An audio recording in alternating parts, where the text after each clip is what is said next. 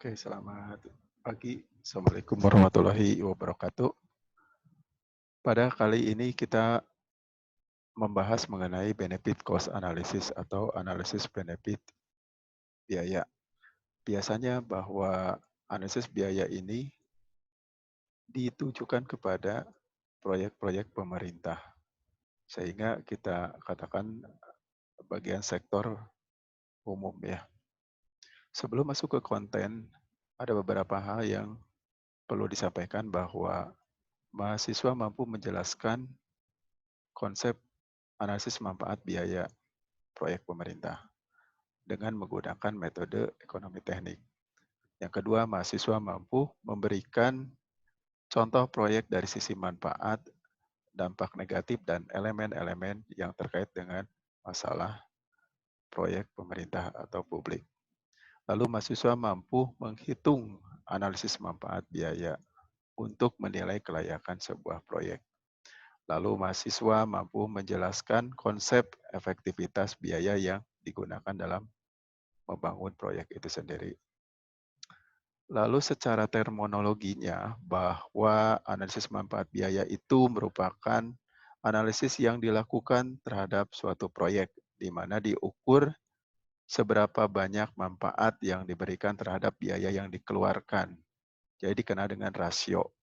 Kedua adalah metode yang bisa digunakan untuk menyelesaikan analisis ini adalah menggunakan metode ekonomi teknik seperti net present value, rate of return, break-even point, payback period yang telah dijelaskan sebelumnya. Lalu yang terkait dengan benefit seperti apa adalah suatu dampak positif yang dihasilkan dari proyek itu sendiri berupa nilai yang dikuantifikasikan. Lantas yang sebaliknya adalah disbenefit, adalah sesuatu dampak yang negatif dari proyek itu sendiri.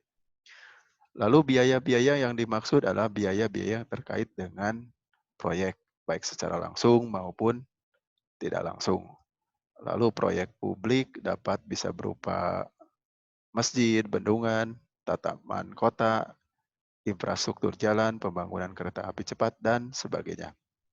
Konsepnya bahwa benefit cost ratio itu syaratnya jika di atas 1, maka dikatakan layak. Namun jika di bawah 1, artinya tidak layak. Ada satu kasus yang kita angkat adalah mengenai transportasi. Kita tahu bahwa transportasi ini merupakan suatu masalah umum yang dilakukan di dalam suatu negara untuk menyelesaikan dalam persoalan pertumbuhan ekonomi. Katakanlah bahwa proyek ini diadakan sebesar 900 miliar. Kemudian memerlukan biaya perawatan 1,25% dari investasi setiap tahunnya. Lalu pertumbuhan ekonomi yang didapat kereta api cepat itu 1,25% dari ekonomi di ibu kota, senilai dengan 10 triliun ekonominya. Dan 1,25% dari ekonomi kota kecil, sebesar 4 triliun per tahunnya, nilai ekonomi kota itu sendiri. Lakukan analisis kelayakan manfaat biaya yang diperoleh dari sisi investasi selama 10 tahun. Langkah pertama adalah kita melakukan sebuah tabulasi seperti ini.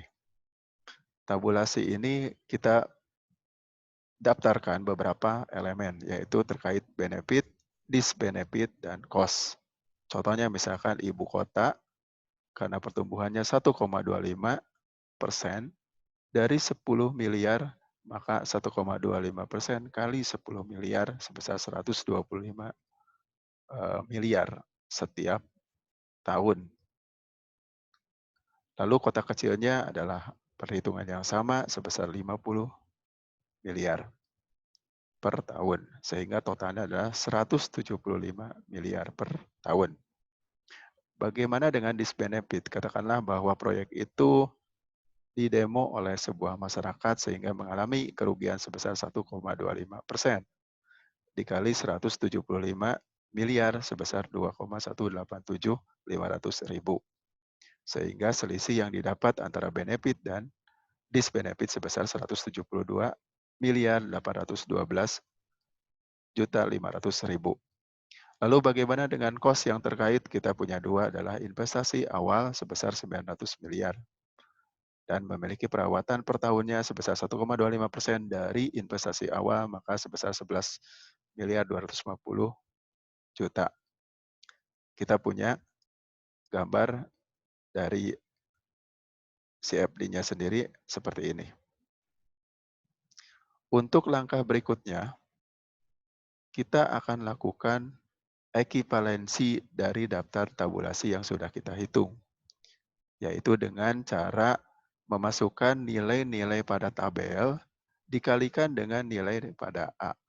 Karena kita tujuannya adalah kita akan mengkonversikan dari nilai A menjadi P semua, kecuali yang sudah menjadi P seperti pada investasi awal.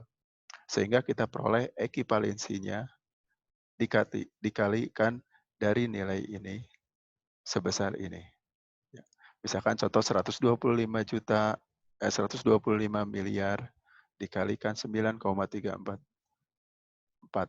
sebesar 1.168.250.000.000 dan seterusnya kecuali nilai yang P karena sudah bernilai P ini.